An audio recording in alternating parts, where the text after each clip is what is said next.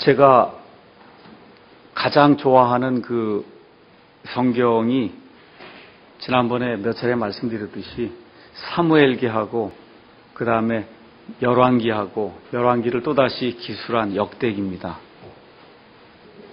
왜 이 성경들을 좋아하느냐 하면 너무 간단하게 모든 내용이 이렇게 기록이 돼 있어서 깊이 생각해 보지 않아도 너무나 뻔하게 사람이 어떤 존재인지 이렇게 보여주기 때문에 저같이 이렇게 심령이 단순한 사람들은 그냥 듣고 따르기가 좀 너무 편안하거든요. 그래서 이 말씀을 읽을 때 이렇게 많은 그러한 힘이 됩니다.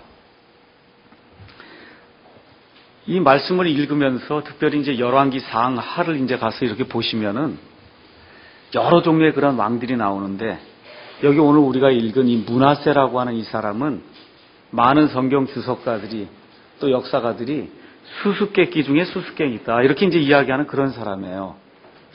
이 사람의 아버지가 누구냐면 히스기야 왕입니다. 히스기야. 여러분이 잘 아시다시피 사울 왕이 있었고 그 다음에 다윗이 있었고 그 다음에 솔로몬이 있고 솔로몬 이후에 왕국이 분열이 돼서 그래서 북왕국 이스라엘과 남왕국 유다로 이렇게 분열이 됐습니다. 그래서 북왕국 이스라엘에는 좋은 왕은 하나도 없었어요. 그 북왕국 이스라엘의 왕 중에 제일 악한 왕이 아합이라고 하는 그런 왕이 있었습니다. 그래서 어떤 왕이 나쁜 짓을 저지르면 그 사람이 아합처럼 행했다 그렇게 하는 말이 속담이나 격언이 될 정도로 이스라엘 그 땅에서 가장 사악한 왕은 아합이라는 그런 왕이 있었습니다. 근데 여기 이 유다 왕국으로 내려와서 보시면은 유다에 좋은 왕들이 몇 명 나옵니다. 여러분이 잘 아시는 이 다윗도 있고 그 다음에 여기 히스기야도 있고 그 다음에 요시아라고 하는 그런 왕도 있고 해서 몇몇 그런 좋은 왕들이 나오는데 그 왕들 중에 정말 좋은 사람 하나를 들어라고 하면 히스기야를 들 수 있을 정도로 정말 하나님께 모든 것을 내어놓고 하나님이 원하시는 그와 같은 우상에 척결을 하고 정말 하나님께 전심을 다 내어드려서 하나님을 섬긴 그와 같은 아주 훌륭한 왕입니다. 근데 그 왕이 죽게 되니까 여기 가서 보니까 므낫세가 통치할 때 나이가 12세라 그랬어요. 그러니까 우리 동화 요쯤 되는 애가 지금 왕이 된 거예요. 12살에. 근데 12살에 왕이 돼서 얼마 동안 통치했다 그랬냐면 55년 동안 통치했는데 이스라엘의 모든 이 유다의 모든 왕들 중에서 가장 나쁜 왕을 들어라 그러면 이 므낫세를 들 수 있는 거예요. 그러니까 가장 좋은 아버지가 있었고 그 아버지에게서 나온 이 아들이 가장 나쁜 아들로 이렇게 성경에 지금 기록이 되어 있는데 이 나쁜 아들 밑에서 이 유다가 자그마치 55년 동안 이 폭정과 압제와 핍박을 받으면서 생활했다는 겁니다.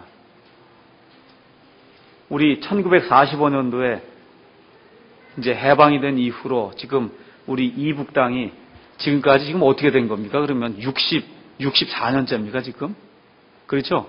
지금 64년째 김정일 부자에 의해서 지금 엄청난 그런 압제를 당하고 있는데 지금 이 이후에 므낫세 다음에 또 아몬이라는 왕이 나오는데 그 아들이 또 똑같아요. 그러니까 이런 일들이 성경에 지금 기록된 게 지금 우리 현실 속에서 지금 이북에서 지금 일어나고 있는 그것과 똑같은 겁니다. 지금 얼마나 압제당하는지 아시죠? 예. 지금 그렇게 압제를 당하는 그런 일이 지금 유다 땅에 일어난 거. 어떻게 그렇게 좋은 아버지 밑에서 자란 사람이 이와 같이 악한 일을 할 수가 있을까? 이게 수수께끼 중에 수수께끼입니다. 근데 이 아들을 언제 얻었냐 하면 여러분 히스기야 왕의 이야기를 아시죠? 히스기야가 병들어 죽게 됐어요. 그때 하나님께 나아가서 뭐라 그래? 하나님, 제가 전심으로 하나님을 구하지 않았습니까? 하고 벽을 쳐다보면서 눈물을 흘리면서 간구하게 될 때 하나님이 히스기야에게 15년을 더 살게 생명을 연장해 줬어요. 그러니까 여기 지금 이 므낫세가 언제 태어난 거냐 하면 하나님이 연장해 주신 그 15년, 그 15년 동안 히스기야가 얼마나 더 경건하게 하나님을 섬겼겠습니까? 그렇죠? 그 일이 있은 지 3년이 지나서 지금 이 므낫세가 태어난 거예요. 그래서 그 나머지 12년 동안 히스기야가 정말 경건하게 하나님을 섬겼는데 그렇게 하나님을 섬긴 그 아버지 밑에서 자란 이 아들이 왕이 되자마자 유다 땅에서 가장 사악한 그런 왕이 돼서 자그마치 55년 동안 그 모든 유다 사람들에게서 종교의 자유를 박탈하고 하나님을 섬기지 못하게 하고 바알을 섬기게 하는 이와 같은 끔찍한 일을 하게 만들었다고 성경이 기록을 하고 있습니다. 무엇을 이야기하느냐 하면 사람이 생각해 볼 수 있는 어떤 확률이라고 하는 것이 이 인간에게 사실은 적용이 안 된다는 거예요. 그 아버지가 그렇게 훌륭한데 아들이 그렇게 될 수 있을까? 그렇게 될 수 있다고 지금 성경이 이야기하는 겁니다. 그게 인간이라고 성경이 이야기하는 거고 이게 인간의 실존이라고 성경이 그렇게 이야기를 하는 겁니다. 그러니까 아버지의 교육, 가정교육, 좋은 집안 환경, 그리스도인 가정에서 태어났다는 거 이게 소용이 없다는 거예요. 지금으로 이야기하자고 하면 이 므낫세는 어느 반열에 속하는 사람이냐 하면 히틀러, 무솔리니, 우리가 잘 아는 김일성, 김정일 뭐 이런 사람들하고 같은 그 대열에 속할 그런 사람입니다. 아주 악한 사람이고 하나님 보시기에 정말 지독한 그와 같은 죄인이다. 우리가 그렇게 이야기할 수가 있습니다. 이 사악함의 정도가 어느 정도로 사악했느냐 하면 우리 한번 가서 11절 가서 보시죠. 유다왕 므낫세가 이 가증한 일들을 행하고 거기 가서 보니까 또 므낫세 이전에 있었던 아모리 족속이 행한 모든 것보다 더 악하게 행하며 자기의 우상들로 유다 또한 죄를 짓게 하였도다. 자, 이게 무슨 얘기냐 하면 이 아브라함이 갈대아 우르를 떠나서 지금 가나안 땅에 들어왔습니다. 가나안 땅을 하나님이 아브라함에게 주시겠다고 했어요. 근데 그 가나안 땅에 살고 있던 그 족속의 이름이 뭡니까? 아모리 족속이에요. 가나안 족속 중에 하나가 아모리 족속이에요. 그 아모리 족속이 그 땅을 지금 차지하고 있는데 그 아모리 족속의 그 불법이 하나님이 그 땅에 심판을 내릴 정도로 그렇게 악하지 않았기 때문에 그래서 하나님이 어떻게 계획을 세우셨냐 하면 아브라함과 그 다음에 이삭과 야곱에게서는 그 12아들이 이집트 땅에 내려가서 400년 동안 거기서 종사를 하는 동안에 이 아모리 족속의 이 불법이 성행을 해갖고 하나님이 거기 아모리 족속의 그 아이들까지도 몽땅 다 진멸하라고 명령을 하실 정도로 나중에 아모리 족속의 불법이 성행하게 됩니다. 그렇게 될 때 하나님이 이 이스라엘을 이집트에서 빼서 그래서 이 이스라엘 백성을 가나안 땅에 들어가게 하시면서 이 아모리 족속이 행하는 그 일이 정말 하나님 보시기에 극도로 사악하기 때문에 그들의 아이들까지도 다 진멸하라고 하나님이 이야기하실 정도로 아모리 족속이 그렇게 하나님 앞에 극심한 죄인이었어요. 근데 지금 성경이 뭐라 그래요? 여기 11절에 유다왕 므낫세가 이 가증한 일들을 행했을 뿐만 아니라 또 므낫세 이전에 있었던 아모리 족속들이 행한 그 일보다 더 사악한 일을 했다는 거예요. 여러분 이 정도면 이 사람이 어떤 정도의 사람인가 이렇게 이해를 하시겠죠? 그러니까 김정일이 하고 있는 거, 김일성이 하고 있는 거, 그거 이상의 일을 했다는 겁니다. 그 이상의 일을. 사람들에게서 완전히 종교적인 그런 자유를 빼앗고 폭정을 하고 엄청나게 사악한 그런 일들을 했어요. 자, 그래서 이 사람이 왕이 되자마자 12살에 왕이 됐는데 왕이 되자마자 한 일이 뭐냐? 여기 가서 한번 보도록 하겠습니다. 3절. 그가 자기 아버지 히스기야가 멸한 산당들을 다시 건축하고 아버지가 그 전에 있던 이 아버지의 아버지가 누구냐면 아하스예요. 이 아하스라고 하는 사람이 또 아주 사악한 왕입니다. 그래갖고서는 이 이스라엘의 여호와 하나님, 그 여호와 하나님이 있는 그 제단에다가 저기 시리아의 다마스커스에 갔다가 보니까 거기에 제단이 큰 걸 보고는 그러면 그 제단의 양식을 가져다가는 거기다가 이방신들을 섬기는 그런 제단을 세우고 그래서 못된 일을 했거든요.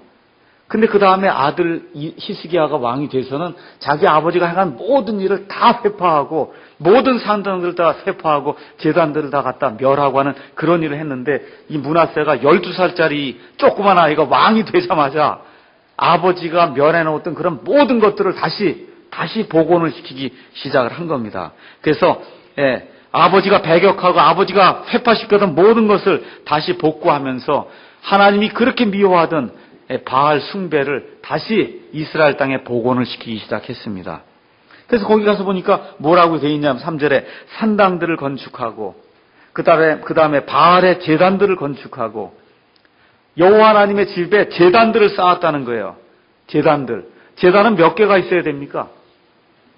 여호와 하나님의 전에 제단은 몇 개가 있어야 돼요? 하나만 있어야 돼요. 유일하신 하나님만이 참 신이기 때문에 그 신 외에 다른 신을 섬길 수가 없어요. 그러니까 제단은 하나뿐이 없는데 제단을 또 여러 개 쌓은 거예요. 그게 무슨 얘기냐 하면 여호와 하나님이 유일하신 그 하나님이 아니라 신들 중에 하나라는 거예요. 그러니까 이 신에게도 제사를 드리고 저 신에게도 희생물을 드리고 그렇게 하기 위해서 제단을 여러 개를 쌓았다는 겁니다. 그 다음에 또 그것도 모자라서 또 어떻게 해요? 저기 하늘에 있는 1월 성신들, 저게 다 신이라고 생각을 하고는 그 하늘에 있는 별에다 대고 해와 달과 별들을 향해서 이렇게 경배를 드리고 거기다가 꿇어 엎드려 무릎을 꿇고 1월 성신을 경배하게 되고, 그리고 또 악한 일을 저질렀는데 어떤 일을 저질렀다 그래요? 자기 아이를 낳았는데 그 아이를 데려다가 몰렉이라고 하는 그 신이 있는데 그 몰렉이라고 하는 신은 아이를 잡아먹는 신이에요. 그래서 그 자기 아이를 데려다가 몰렉 앞에서 불 사이를 지나가게 해갖고 그 몰렉에게 그 아이를 희생물로 드리는, 여긴 지금 아이라고 해서 아들이라고 해서 하나만 돼 있는데 역대기하 같은 구절을 가서 보면 아이들을 바쳤다 그랬어요, 몰렉에게. 그러니까 아이를 낳았고는 그 몰렉에게 아이를 가져다가 바치는데 그 몰렉은 아이를 잡아먹는데 어떻게 잡아먹냐? 몰렉이 엄청나게 큰 신이에요. 커다란 그러한 우상을 만들어 놨는데 그 우상 위에 여기에 보면 손이 이렇게 있는데 손을 불로다가 해서 시뻘겋게 이렇게 달궈놨단 말이에요. 그래서 아이를 지나가게 해서 그 위에다가 아이를 이렇게 쓱 올려놓는 거예요. 그럼 어떻게 되겠어요? 애가 타서 죽는 거 아닙니까? 이런 사악한 일을 행한 그런 왕이란 말입니다.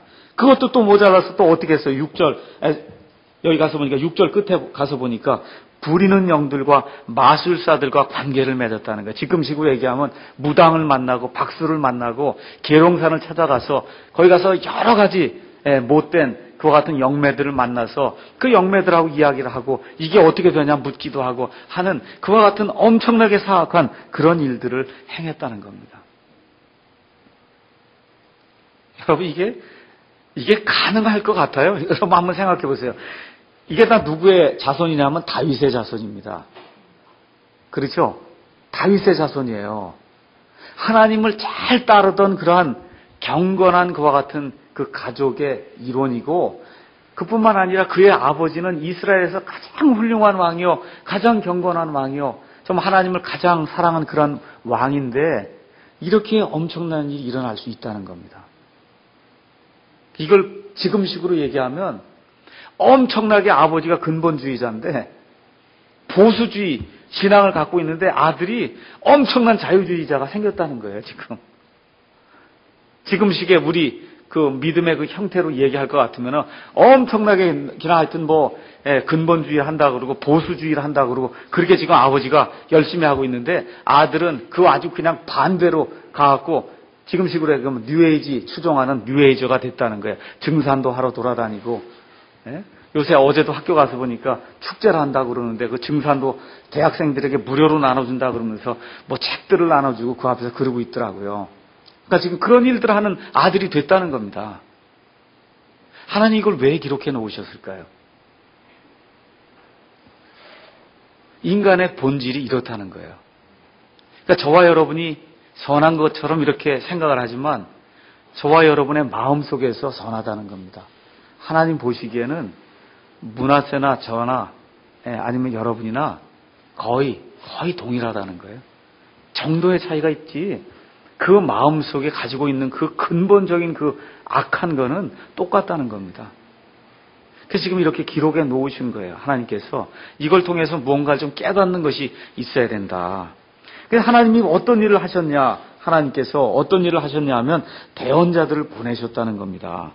그래서 10절에 주께서 자신의 종 대언자들을 통해 말씀하여 이르시되 해서 주께서 대언자들을 보내셔서 계속해서 경고를 주시는 거예요. 지금식으로 얘기하면 목사들 통해서 하나님의 말씀을 보내주시고 또 목사들 이외에 경건한 것과 같은 하나님의 사람들 통해서 좋은 책들을 보내주시고 들을 수 있는 말씀들을 보내주시고 계속해서 이렇게 하는데 므낫세와 그의 백성들이 듣지를 않는 겁니다. 듣질 않고 어떻게 했느냐. 16절에 가서 보니까 므낫세가 주의 눈앞에서 악한 것을 행하여 유다로 하여금 죄를 짓게 할 때 이용한 자기의 죄 외에도 또 무죄한 피를 심히 많이 흘려. 이 무죄한 피가 누구의 피입니까? 대언자들의 피. 또 대언자들의 말을 듣고 우리가 하나님께로 돌이켜야 되겠습니다 하고 하나님께로 돌이키려고 했던 그런 백성들이 있었는데 그 백성들을 몽땅 다 잡아다가 죽여서 무죄한 피를 흘려갖고 어떻게 했다는 거야? 예루살렘을 이 끝부터 저 끝까지 그 무죄한 자들의 피로 가득 채웠다는 겁니다. 하나님께서 경고해 주시고 하나님께서 긍휼을 베푸셔서 하나님의 말씀들을 보내주시고 하나님의 사람들을 보내주시고 일찍부터 하나님이 이런 일들을 하시는데 사람이 그 말을 듣지 않는다는 거예요. 그래서 그걸 또 하나님이 시청과 교육을 통해서 북왕국 이스라엘은 계속해서 하나님의 말씀을 듣지 않으니까 어떻게 했어요? 하나님이 아시리아라는 그런 나라를 보내서 그래서 아시리아가 와서 이 북왕국 이스라엘을 완전히 초토화시켜서 나라가 없어지도록 그렇게 만들어 주셨어요. 그걸 보고도 지금 그래서 완전히 북왕국 이스라엘이 없어졌는데도 불구하고 이 왕이 지금 북왕국 이스라엘 사람들이 행하던 그 바알 숭배, 제단들을 쌓는 거, 영매들을 추구하는 거, 악한 마귀들을 기쁘게 하는 거 그런 일들을 지금 왕이 하고 있는 겁니다. 그래서 계속해서 그와 같은 이야기를 하는데 듣질 않아요. 듣질 않으니까 어떻게 이제 나오냐 하면은 12절에 그러므로 주 이스라엘의 하나님이 이같이 말하노라. 보라, 내가 예루살렘과 유다에 이 같은 재앙을 가져올 터인즉 그것을 듣는 자가 누구든지 그의 두 귀가 울리리라. 이렇게 듣지 않으면 내가 재앙을 가지고 온다. 근데 그 재앙의 소식이 들리는 그 순간에 그 재앙이 온다고 하는 그 소식을 듣는 사람의 두 귀가 꽝 하고 소리를 울린다는 거예요, 이게. 여러분 귀에다 대고 큰 소리 이렇게 외치면 귀가 멍해지는 거 아십니까? 지금 하나님이 그렇게 깨닫게 해주시겠다는 거예요. 그렇게 이야기를 해도 듣지 않으면 내가 재앙을 가져올 텐데 그 재앙이 나라에 임한다는 그 소식을 듣는 순간에 귀가 그냥 꽝 하는 그런 소리가 들리도록 하나님이 만들어 주신다는 겁니다. 그 다음에 하나님이 또 뭐라고 얘기하느냐 하면 여기 사마리아의 줄과 아합의 집의 줄을 예루살렘에 팽팽히 잡아당긴다. 이거는 다림줄을 이야기하는 거예요. 옛날에는 성벽을 이렇게 쌓을 때 성벽을 위에서부터 이렇게 쌓을 때 이게 곧게 이렇게 쌓아야지 이게 이렇게 기울어지면 성벽이 넘어질 거 아닙니까? 그러니까 어떻게 해? 이걸 쌓으면서 저 위에다 줄을 달아갖고서는 밑에 줄을 달아갖고 이걸 똑바로 내려놨단 말이에요. 똑바로 내려면 이게 수직이 되잖아요. 그렇죠? 이게 수직이 되니까 그걸 따라서 쭉 이렇게 벽을 지으면 그럼 벽이 일자로 똑바로 쓴단 말입니다. 근데 지금 하나님이 그 일을 하시는 거예요. 어떤 일을 하느냐 하면 이렇게 벽을 세울 때 일자로 세워서 모든 걸 이렇게 쫙 하나님이 판단하시듯이 지금은 하나님이 유다가 지은 그런 모든 죄를 샅샅이 이 줄을 이렇게 똑바로 세우듯이 하나님이 똑바로 세워갖고 그 모든 거를 하나님이 심판하시겠다고 지금 이렇게 이야기를 하고 있는 겁니다. 자, 여기까지 돼서 그냥 끝이 나면 그러면 좀 의미가 없어질 것 같잖아요. 그렇죠? 근데 하나님께서 여기 열왕기 하를 적고 하나님께서 역대기 하를 적었습니다. 열왕기 하에 없는 말씀이 오늘 제가 여러분에게 드리고자 하는 말씀이에요. 여기서 끝나면 얼마나 불쌍해요. 그렇잖아요. 이렇게 사악한 상태에서 이렇게 끝나면 얼마나 불쌍합니까? 그래서 지금 여기 열왕기 하를 기록한 사람은 무엇을 지금 보여주고자 하느냐 하면 열왕기 하는 바빌론 포로 생활 들어가기 전에 기록한 거예요. 여러분 아시죠? 바빌론 포로 생활은 유다가 멸망하기 전에 이 말씀을 지금 기록한 거예요. 이 말씀을 기록한 이유는 뭐냐면 너희가 불순종하게 되면 그럼 하나님이 너희에게 심판을 하신다는 겁니다. 그런데 역대기 상하는 똑같은 이 말씀을 기록을 했는데 역대기 상하는 바빌론 포로 생활이 끝난 이후에 이 사람들이 돌아와서 우리가 왜 바빌론에 끌려갔는가 생각을 해본 거예요. 왜 우리가 바빌론에 가서 70년 동안 나무와 돌과 이런 이방신들을 섬겼냐 이거예요. 그 가만히 생각해 보니까 우리가 하나님께로 돌이키지 아니했다는 겁니다. 그래서 지금 여기 열왕기 하에 없는 내용이 역대기 하 33장에 기록이 되어 있어요. 한번 가서 보겠습니다. 역대기 하 33장 가서 보도록 하겠습니다. 역대기하 33장 가서 보니까 1절에 므낫세가 통치하기 시작할 때 나이가 12세더라. 그가 예루살렘에서 55년 동안 통치하였으나, 여기 나가는 거는 아까 읽은 열왕기하 21장에 있는 말씀하고 똑같아요. 그래서 어디까지가 똑같냐면 9절까지가 똑같습니다. 근데 이 역대기 하에는 10절부터 20절까지 다른 내용이 기록이 되어 있어요. 다른 내용이. 그래서 제가 그 내용을 여러분에게 말씀을 드리려고 합니다. 그래서 오늘 제가 드리고자 하는 말씀의 초점은 뭐냐면, 이런 사람도 회개할 수 있을까? 이해하시겠어요, 여러분? 이런 사람에게도 하나님이 회개할 기회를 주실까? 이렇게 사악한 사람도 구원받을 수 있을까? 그래서 하나님이 얼만큼 회개를 기뻐하시는가? 하나님이 이렇게 돌이키는 걸 얼마나 기뻐하시는가? 그걸 제가 보여주고 싶어서, 그래서 이 말씀을 여러분하고 같이 상고해 보고자 합니다. 10절, 주께서 므낫세와 그의 백성에게 말씀하셨으나 그들이 귀를 기울이려 하지 아니하니라. 11절, 그러므로 주께서 아시리아 왕의 군대 대장들을 그들에게 보내심에 이들이 므낫세를 붙잡아 가시 가운데 넣고 족쇄로 결박하여 바빌론으로 끌고 가니, 그가 고통 중에 있을 때 주 자기 하나님께 간청하고 자기 조상들의 하나님 앞에서 크게 자기를 낮추어 그분께 기도하였으므로 하나님께서 그의 간청하는 말을 받으시며 그의 간구를 들으사 그를 다시 예루살렘으로 그의 왕국으로 데려오심에, 그때 므낫세가 주 그분께서 하나님이신 줄을 깨달았더라. 지금 이렇게 기록이 되어 있어요. 이게 참 놀라운 말씀입니다. 이렇게 엄청난 사악한 일을 지금 저지르고 있는 가운데도 하나님이 그 므낫세라고 하는 그 사람을 사랑하셔서 뭘 주시냐 하면 회개할 수 있는 기회를 주신다는 거예요. 근데 회개할 수 있는 기회가 잘 먹고 잘 살고 편안하게 할 때, 그때는 생기지 않는다는 겁니다. 아시리아라고 하는 그런 그 나라가 있었는데, 그 나라 왕의 말을 듣지 않으니까 아시리아의 그 왕이 무언가가 불쾌하게 돼서 그의 대장들을 거기 보내갖고는 누구를 사로잡아 오라 그래요? 므낫세를 사로잡아 오라 그러니까 므낫세를 잡았어요. 그 대장들이 잡아갖고는 커다란 이런 수레에다 넣었는데, 그 수레 안에 뭘 집어넣냐면 가시들을 잔뜩 집어넣었단 말이에요. 그 왕이 그 가시에 가서 푹 하고 앉으니까, 그 옛날에 왕좌에 앉아서 떵떵 대리고 살던 사람이 그 가시로 만들어 놓은 그 자리에 가서 앉으니까 이렇게 해도 가시가 찌르고 저렇게 해도 가시가 찌르고 죽을 지경이 된 겁니다. 또 어떻게 해서 족쇄로다가 발을 결박해 놨으니 움직이지도 못하고 가시는 찌르고, 이 엄청난 과 같은 그 고난 속에 지금 빠지게 됐거든요.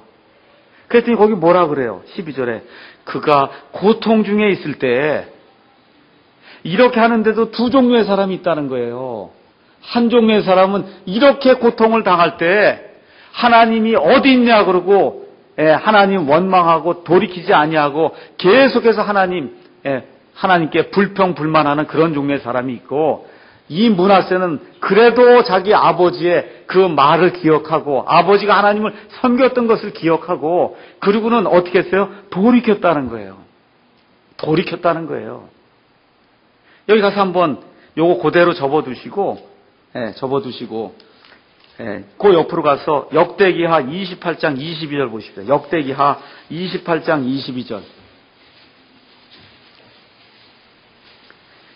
이 므낫세의 할아버지 이름이 아하스라 그랬습니다. 이 아하스가 아시리아 왕들의 공격이 있어갖고 극도로 고통을 당했거든요. 22절. 이 아하스는 고통당할 때 주께 더욱더 범법을 행하였는데 이 사람은 곧 아하스 왕이니라. 잘 들으세요, 여러분. 두 종류의 사람이 있다는 거예요. 이 므낫세 할아버지 때도 똑같이 아시리아 왕이 와갖고 그렇게 고통스럽게 하니까 이 아하스는 어떻게 했다 그러면, 하나님 이 하나님이 도대체 살아있는 하나님입니까? 하나님 원망하고 하나님 불평하고 극도로 거기 어떻게 했다고 더욱더 하나님께 범법을 행했다는 거예요. 이 사람 이름이 누구라고요? 아하스 왕이라고 성경이 기록을 해놨단 말이에요. 이렇게 악한 사람이 있는데 하나님께서 이렇게 회개할 수 있는 그런 기회를 줄 때 이 므낫세는 그 기회를 잘 포착을 해서 어떻게 했다 그래요? 하나님께로 돌이켰다는 겁니다. 하나님께로 돌이켰어요. 그래서 어려움을 당할 때 바른 것을 찾기 시작했다는 겁니다. 어떻게 했어요? 무릎을 꿇고 하나님께 간청하고 기도하는 일이 생기기 시작했다는 겁니다. 그래서 제가 이걸 좀 저와 여러분이 같이 배웠으면 좋겠다 그 얘기예요. 다른 것이 아니라 어려움이 닥치고 고난이 여러분 일이 잘 될 때 예수님 잘 믿긴 대단히 어렵습니다. 여러분 다시 한번 제가 얘기할게요. 일이 잘 되고 무언가 형통하게 될 때 예수님 믿긴 대단히 어려워요. 제가 이번 주에 글을 읽었습니다.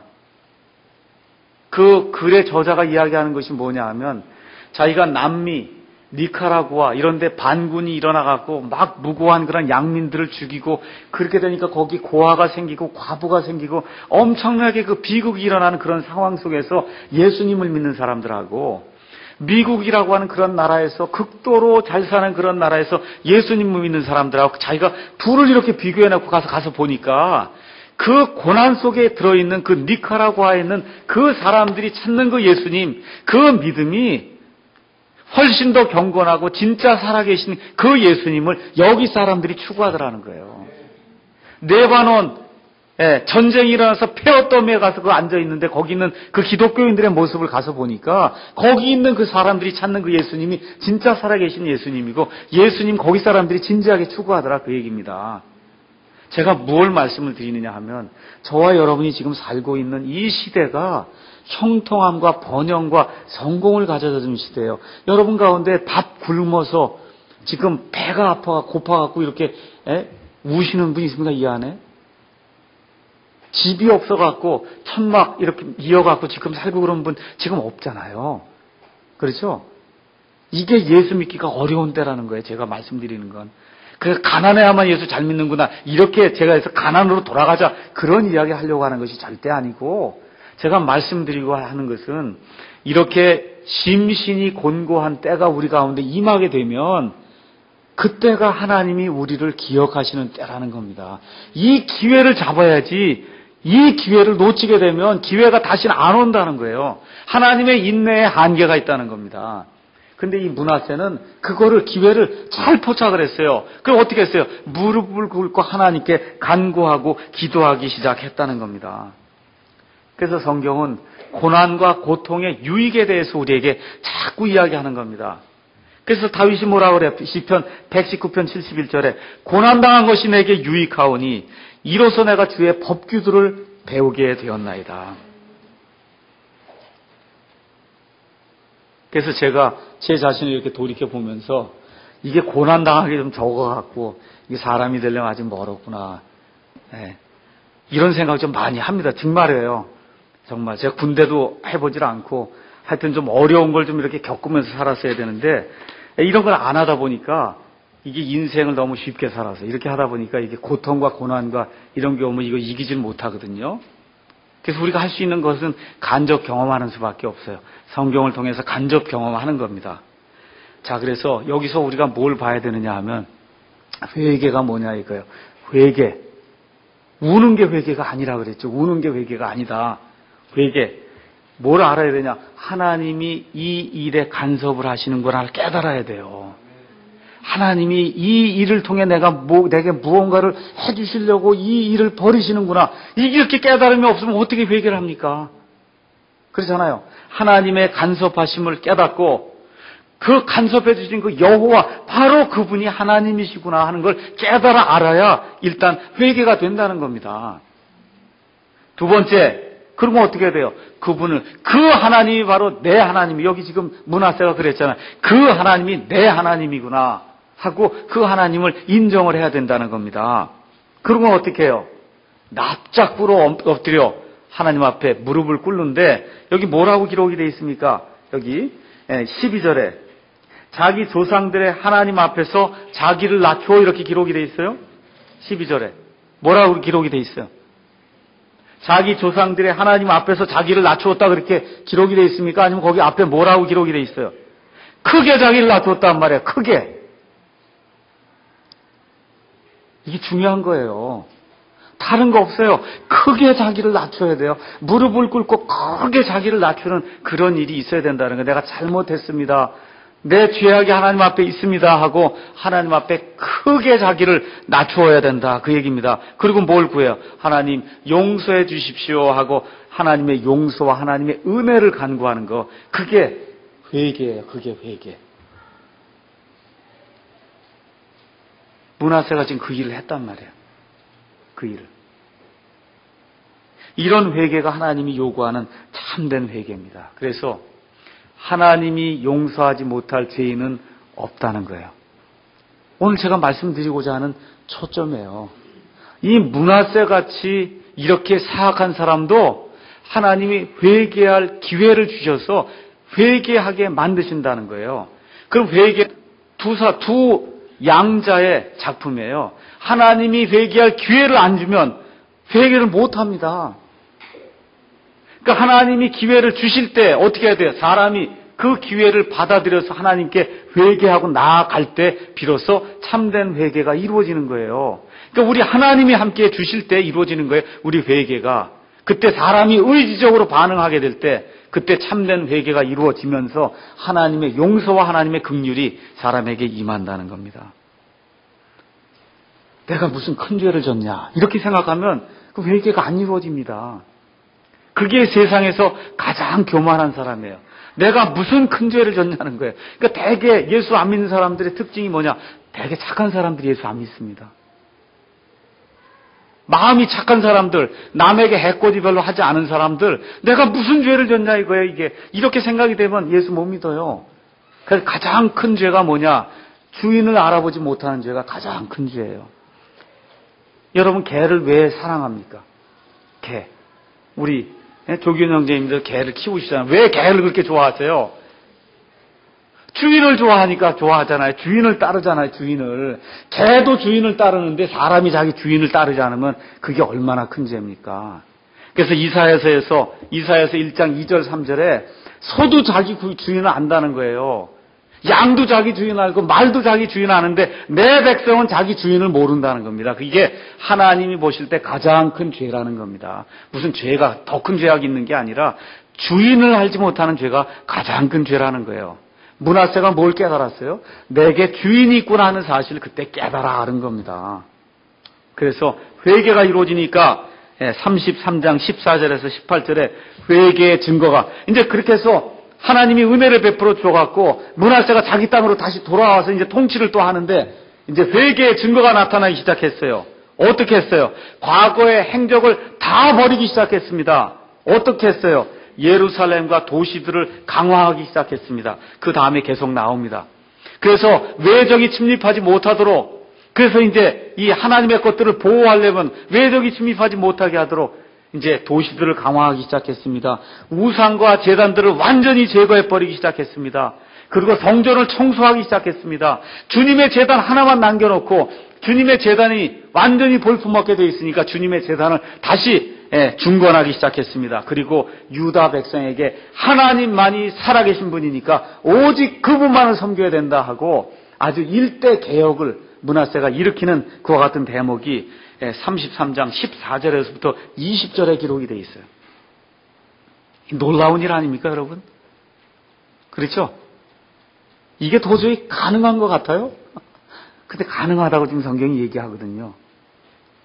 그래서 저와 여러분이 이번 주에 한번 이런 것들을 생각해보고, 이게 가능할까, 이게.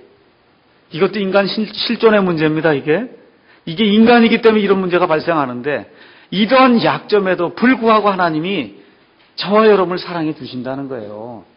이런 약점에도 불구하고. 존 뉴턴 얘기 하나 이야기하고 마무리 짓겠습니다. 뉴턴이라는 사람 아시죠? 이삭 뉴턴 말고 존 뉴턴. 이 사람이, 나 같은 죄인 살리신 그 노래를 부른 그 존 뉴턴이라고 한 사람이 이 므낫세와 같은 사람이었어요. 이 사람이 1725년부터 1807년까지 얼마를 살았냐면 82년을 살았습니다. 그 당시에 82년을 살았다고 하면 대단히 장수한 거예요. 지금 식으로 얘기하면 한 120세 산 겁니다. 보통 사람들 수명이 50세, 60세 될 때 지금 82세를 살았으니까. 이 사람이 1725년에 경건한 그 어머니 밑에서 태어났습니다. 어머니가 그리스도인이었어요. 그래서 뉴턴의 어머니는 이 아들을 경건한 사람으로 만들기 위해서 계속해서 기도를 했습니다.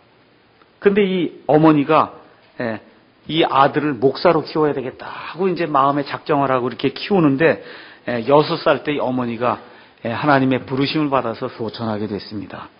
그의 아버지는 뱃사람이었는데 그 다음에 다른 여자하고 이제 재혼을 하게 됐어요. 이 일 이후부터 뉴턴의 삶이 삐뚤어지기 시작했습니다.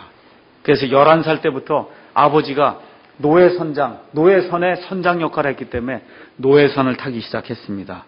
그래서 예수 믿는 거 아주 전혀 상관이 없는 그와 같은 일들을 하기 시작하면서 나쁜 일들을 하기 시작하게 됐고, 그래서 자연히 성격도 거칠게 되고, 또 말도 험한 말, 뱃사람이니까 말도 험하게 하게 되고, 또 누구를 다루냐면 노예들 다루니까 그냥 노예들을 짐승처럼 개처럼 돼지처럼 그냥 이렇게 다루면서 말 그대로 인간이 저지를 수 있는 가장 사악한 그와 같은 일들을 저지른 그런 노예선의 선원이 됐던 거예요. 한마디로 말씀드리면 완전히 구제불능이다. 구제불능이라고 할 수 있는 그와 같은 인간이 되고 말았습니다.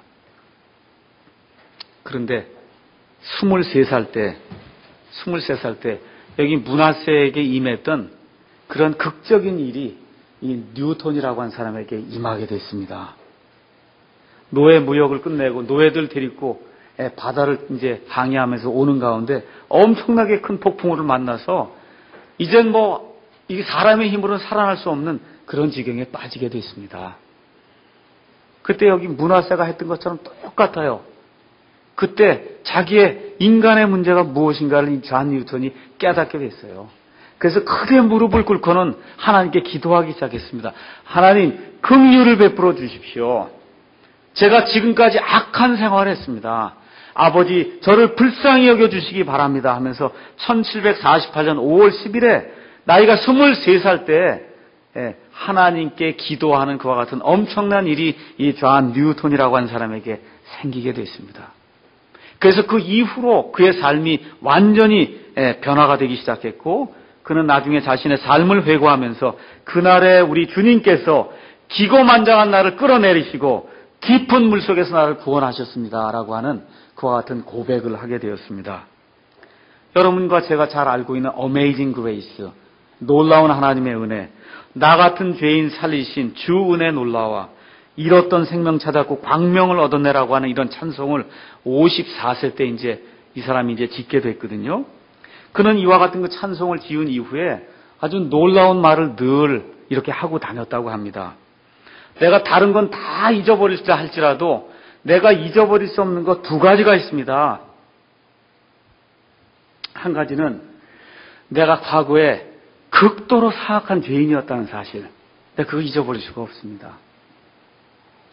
두 번째, 내가 그렇게 죄인이었을 때 하나님께서 그래도 나를 기억하시고 예수님의 그 십자가의 은혜로 이 죄악 중에 있는 나를 살려주셔서 그래서 내가 하나님의 은혜를 깨닫고 하나님의 은혜를 선포할 수 있는 그런 사람으로 만들어 주셨다는 그 사실, 내가 죄인이었다는 그 사실, 내가 하나님의 은혜로 의인이 되었다고 하는 그 사실, 내가 그 두 사실만큼은 내 평생 동안 잊을 수가 없어서 내가 어느 곳에 가든지 이 두 가지 사실을 항상 증언하고 다닙니다. 여러분 극도로 사악한 죄인으로 하나님의 임재를 떠났던 그런 죄인이라고 하는 사실 여러분 기억하십니까? 죽을 수밖에 없는 죄인이라고 하는 사실 여러분 기억하세요? 이대로 죽으면은 과거에 내가 예수님을 영접하기 전에 이대로 죽으면은 이 므낫세와 마찬가지로 존 뉴턴과 마찬가지로 예수님 없이 죽으면은 정말 어떤 사람이 되었을까 하는 거 여러분 한번 생각해 보셔야 됩니다. 저도 마찬가지고요. 근데 내 공로와 상관없이 내 행위와 상관없이 우리 하나님께서 우리에게 회개할 기회를 주셔서 돌이킬 수 있도록 도와주시고 예수님을 알 수 있도록 도와주시고 예수님을 고백할 수 있도록 도와주시고 하나님의 자녀가 될 수 있도록 하나님이 은혜를 베풀어 주셨다는 그 사실 기억하십니까? 이번 한 주간 집에 가셔서 여기 역대기하 33장에는 이 말씀을 다시 한번 읽어보시면서 하나님이 내게 베풀어 주신 그 은혜가 어떤 것인가, 하나님이 회개하는 걸 얼마나 기뻐하시는가, 이렇게 다시 한번 생각해 보시면서 예수 믿지 않는 사람은 이번 기회를 통해서 구원에 이르는 회개를 하시길 제가 간절히 원하고, 예수님을 믿는 분은 예수님 믿은 이후에 지은 여러 가지 그런 잘못된 행실들, 인격의 변화를 이루지 못한 것, 예수님이 우리 안에서 형성되도록 하지 못한 것, 이런 모든 것을 하나님 앞에 내어놓고 내 뜻을 돌이켜서 180도 하나님께로 돌이켜봐야 되겠다, 이렇게 작정하는 그런 아름다운 한 주간이 되시기를 주님의 이름으로 축원합니다.